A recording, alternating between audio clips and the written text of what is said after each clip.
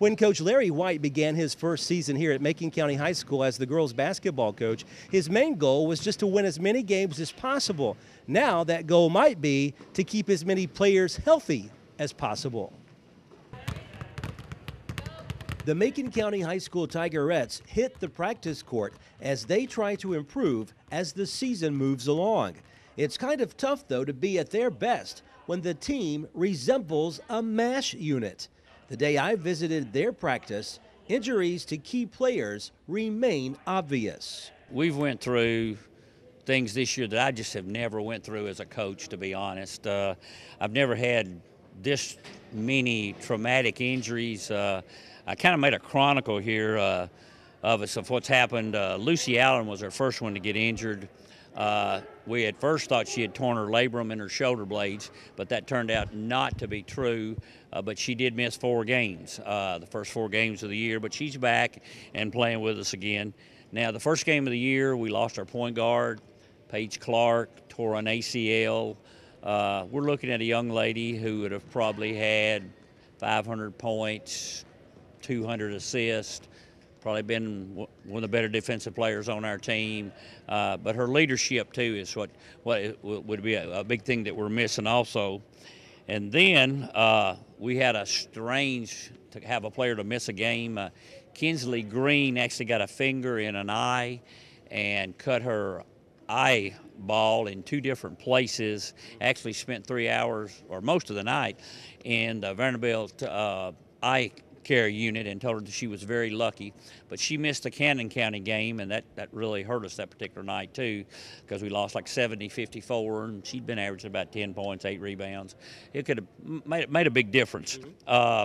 Then we had what I guess is our biggest injury, other than the Page injury. Our biggest injury of the year was when Lindsey Belton, she tore an ankle.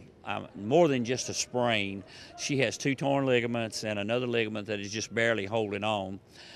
She's been in a walking cast.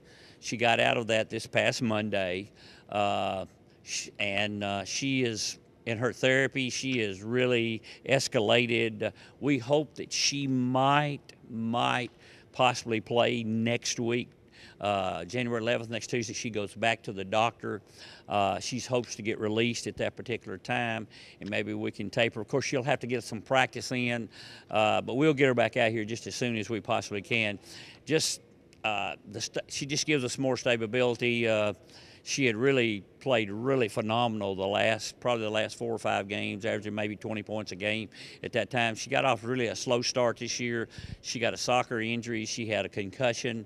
I think that affected her play early in the year. She says it didn't, but she didn't hit the basket like she did in the summer when she just couldn't hardly miss.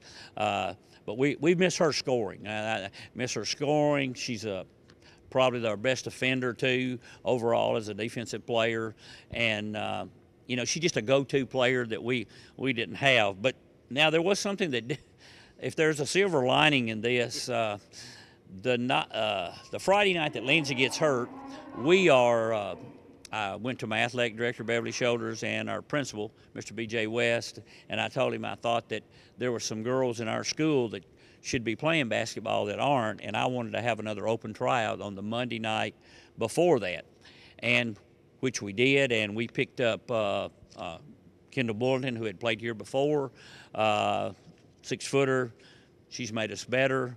We also picked up Mallory Owens, Coach Owens at Red Boiling Springs. His daughter goes here, and of course his wife Melinda is the guidance counselor here. And we picked those 2 up, and they have, since they've been here with us, they've really helped us. And then we are practicing Monday. We don't come to school Monday, and I get a phone call from Coach Owens on Sunday night that Mallory's fell down 4 steps in the basement and has injured an ankle, and she's on crutches currently. It's been a real challenge having almost all of our players get injured, minus a couple, but we've had to adjust, make changes in our offenses and defenses as well.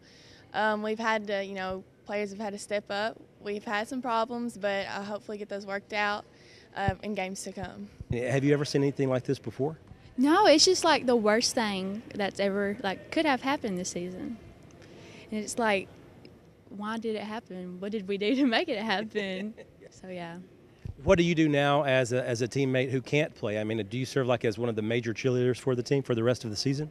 I guess you have to. You can't really do nothing else besides sit there and watch, so you have to be a voice for them. Did the doctors think you might be able to play again this season? Yes. Hopefully I will get to finish out my season with about 6 games left, maybe, something like that. But I'm just thankful that I get to play again. Considering all the injuries this team has endured this season, I mean, is it just the weirdest thing you've ever been a part of? Yes, I've never been a part of a team that got hurt so much and so often for like little things to happen, and everyone on the team has been hurt, and it's just been really crazy. Right now it's sprained on the outer side of it, and the top may or may not be fractured. If the swelling goes down, I don't have to get it x-rayed, but it hasn't gone down yet. So more than likely I have to go get x-rays. So is there a hope maybe that you can still play before the season's over? Hopefully. What have you liked about being a part of a team again after being away for a while? You miss all the girls and being involved in more stuff. It's like a family away from home. It's just fun, and I missed basketball too. I missed the game. Have you seen anything like this ever before, where there's been so many injuries to so many players on a team that doesn't have a lot of players to start off with? Never. Maybe one a season, not as many as we've had.